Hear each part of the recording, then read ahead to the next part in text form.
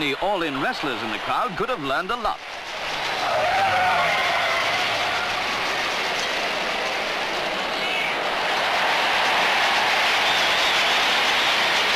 A new way to have a scrum. Here's mud in your face. A bit drastic, but there's always a short way out of an argument.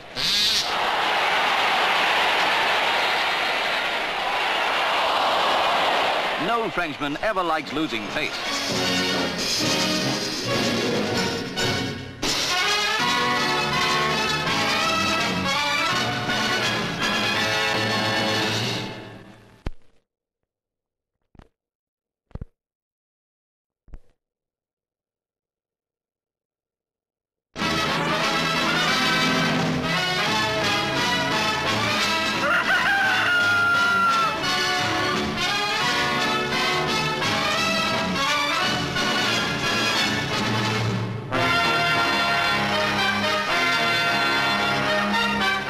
Cargo in Hong Kong was a shipload of polythene pipes from England. They were being lent by the British government because the Crown Colony is suffering its worst ever drought. And if there were a big fire, heaven knows where the water would come from. So the idea is to lay the pipes, 15 miles of them, from the waterfront through the city. Some of the natives couldn't make head or tail of it. The firemen were given the job of laying the pipes, which are so light, a couple of boys could easily carry one. All the same, they're very tough. We all use polythene, though this may be the first time we've seen it made into pipes of large size.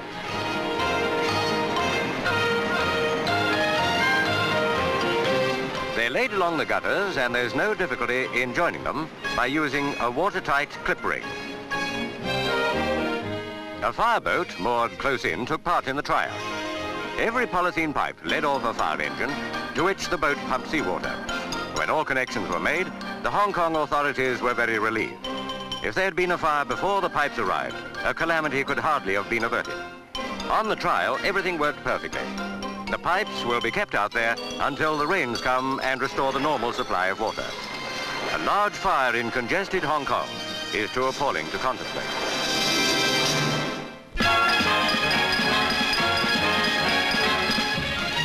Victorian houses in Canning Town face a really modern development.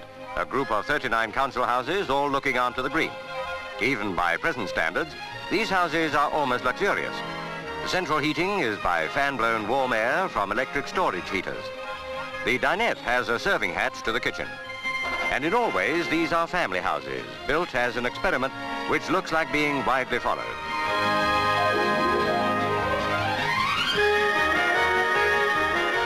Upstairs are 3 bedrooms and a bathroom. And here's a new idea. If mother-in-law comes to stay, or live permanently, the house is easily adapted to her needs. The contractors can be notified and will soon make the alterations. Downstairs, there's already provision for a visitor, a separate bathroom and a bed-sitting room, which can be partitioned from the rest of the ground floor. In this way, mother-in-law won't feel she's an intruder. It takes the men very little time to fit the partition and almost turn that part into a self-contained flat.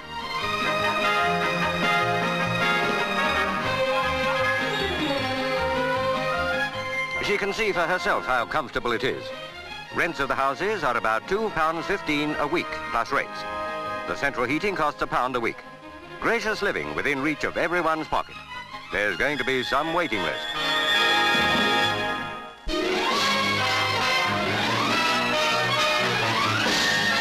Enthusiasm, infectious at all times, swept through the Vickers Plant Weybridge, where Super VC-10s are under construction.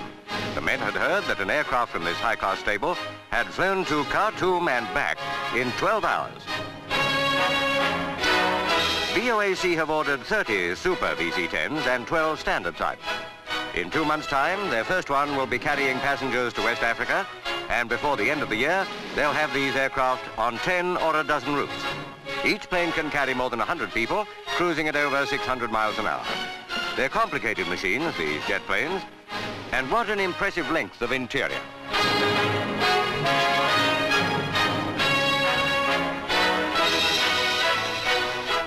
Executives of the Yugoslav airline toured the works. Export orders are important. The industry can't have too many. Cutting noise and vibration in the fuselage and giving a clean line in front is the well-tried practice of mounting engines in the rear. When the supermodels are flying Atlantic routes, it'll be a step forward for British aviation. The VC-10 may rule the roost till the coming of supersonic flight for airliners.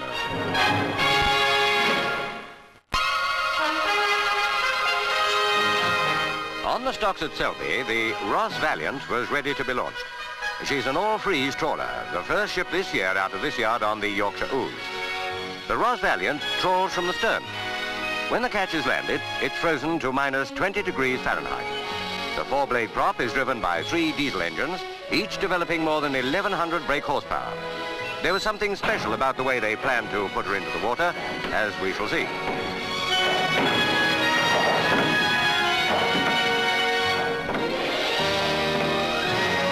They ought to get danger money.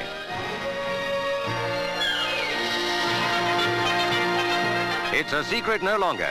She's going in sideways.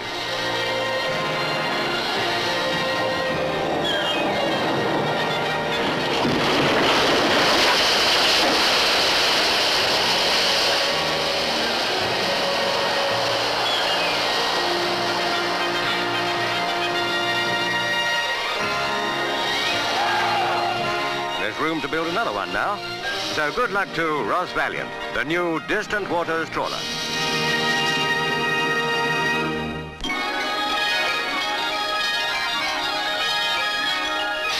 The King of the Belgians and Queen Fabiola held a banquet at the Belgian embassy in Tokyo. Crown Prince Akihito and his wife Princess Michiko were invited. This was one of the formal events during the state visit. The Japanese emperor was guest of honor. Queen Fabiola escorted the empress.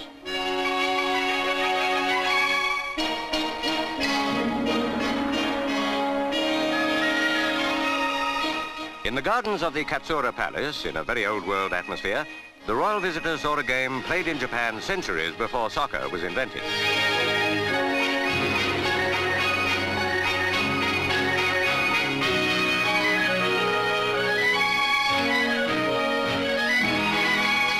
Now the Buddhist temple at Nara, calling sacred deer.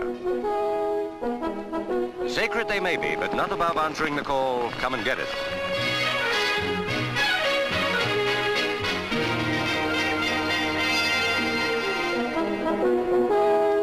Foreign Minister Spark forgot world affairs and with his sovereign helped in the distribution.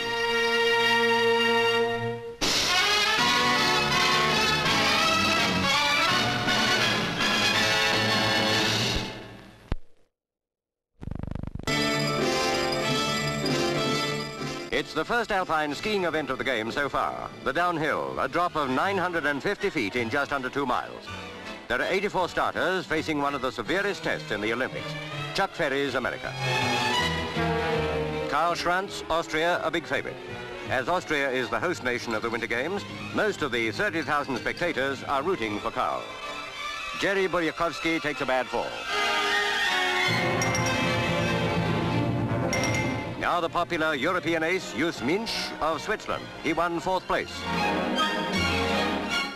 7 men failed to finish the course. Here's another tumble. The French star Leo Lacroix. With a splendid time of 2 minutes 18.9, he wins 2nd place and the silver medal.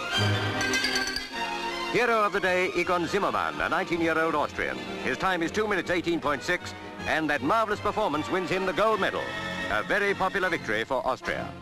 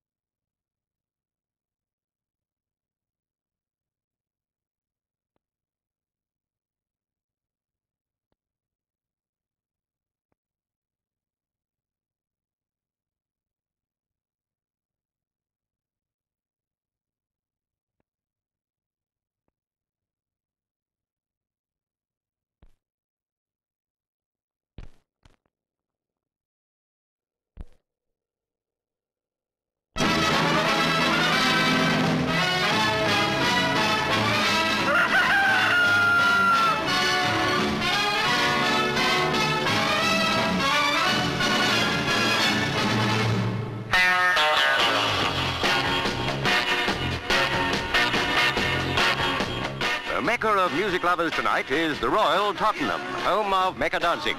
And the big news attraction, the Dave Clark 5.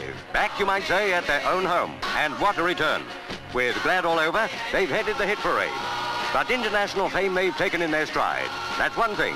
Perhaps even more pleasing to Dave Clark and his group is to be welcomed with thousands of open arms at Tottenham, where it all began. Mike Smith is the organist.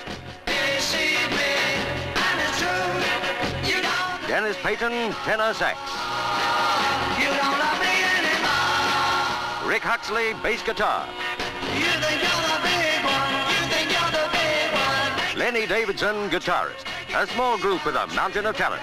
Well, it's time to go on in a few seconds, so Mike and Rick attend to their hairdos. Nothing fantastic, no hint of Merseyside, but just the way their fans expect to see them. I know you don't need me. I know you don't love me anymore. And when Dave Clark kisses, even through glass, it's the gear.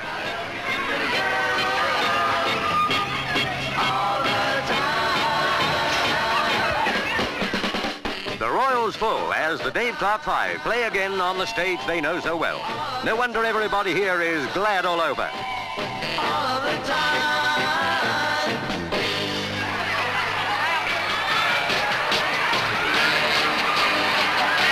You say that you love me. All of the time. All of the time. You say that you need me. Say you need me. You'll always be mine. Always be mine. I'm feeling glad all over you, mama. Glad all over, baby. I'm glad all over. So glad you're mine. I'll make you happy. Make you happy. You'll never be blue. Never be blue. You'll have no sorrow. Have no sorrow. 'Cause I'll always be true. Always be true. And I'm feeling glad all over you, mama. Glad all over, baby. I'm glad all over. Glad you're mine. All the ghosts may try to take me away. Take me away. But you know, if by your side I will stay. I'll stay. Our love will last now. Our love will last till the end of time. End of time.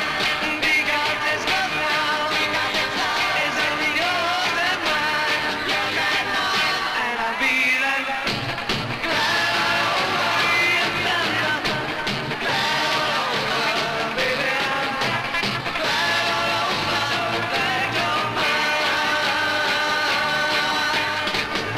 Other girls may try to take me away. Take me away. But you know, if by your side I will stay.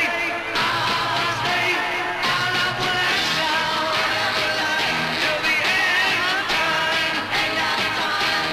Because this love now. Because this love is only yours and mine. Yours and mine. And I'm feeling glad all over you, mama. Glad all over, baby. I'm glad all over. Glad you're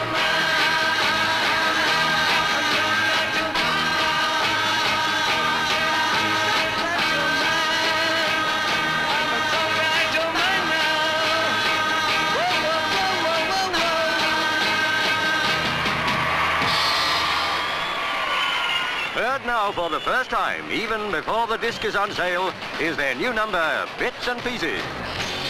pieces, bits and pieces. Since you left me, I just said goodbye. I'm pieces, bits and pieces. All I do is sit and cry. I'm pieces, bits and pieces. You went away, left me misery.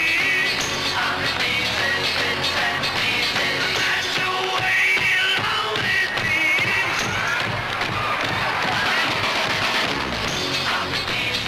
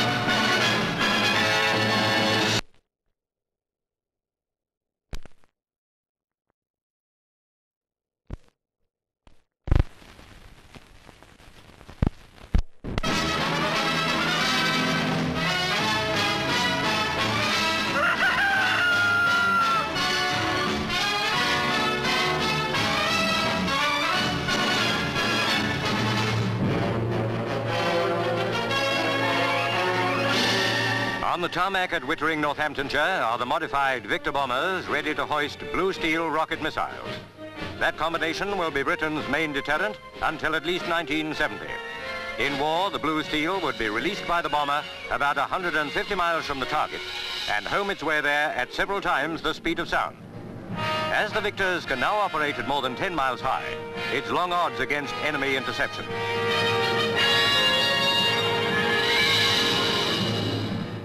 There's a stockpile of blue steel. Everything about them, as this motor test shows, emphasizing the key role of science in modern war.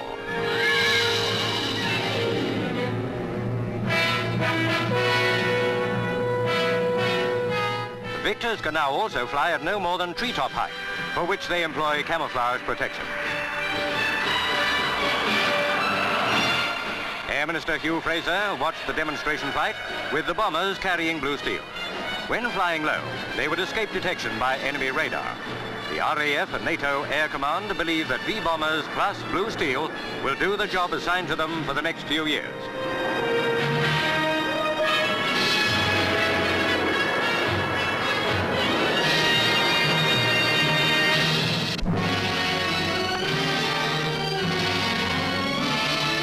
Nobody has so far found the key to peace in Cyprus.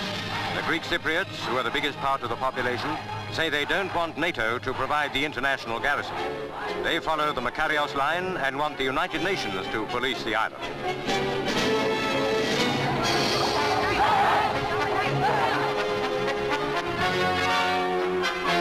Somewhat vainly, the Archbishop appeals for an end to the rioting, but no one man, not even Makarios, can allay the mob passion. They bombed the American embassy to make sure their feelings were known across the Atlantic. A Marine was injured and the telecommunications room damaged.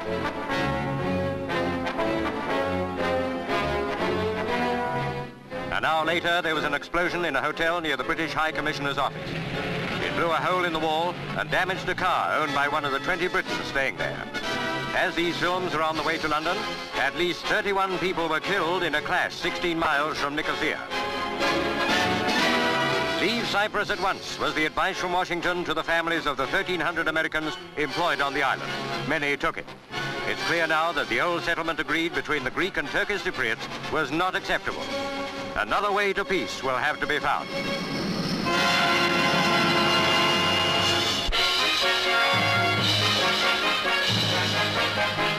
London Hospital has set a new standard in the comfort of nurses, dedicated women who have had a lot to put up with for a long time. In this hospital, the 900 nurses, serving 26 wards, have to know a great deal about their side of medicine, and also to be conscientious in day-to-day routine. This is one of Margaret Austin's many duties. But what about off-duty hours? Close to London Hospital, they've opened John Harrison House, named after the man who founded the hospital 200 years ago. Yvonne Knight of Northampton, student radiographer, calls on her friend Victoria Kennell. For them, no living in an old-type nurses' hostel where comfort was not considered. Because nursing is almost always a vocation, nurses used to be badly paid and overworked. Not confined to Africa, the wind of change has at last blown through most hospitals. A room with a view is enjoyed by all here. And in the study bedrooms, of which there are more than 200, nurses can do their homework in comfort. Away from the wards, they can unwind and relax. Under the hairdryer in the utility room, Nickola Bush of High Wycombe, a physiotherapist, can imagine she's in a West End salon. Busy in the kitchen are student nurses Kay Lawrence and Hazel Lloyd, keeping the girls in the lounge happy and satisfied.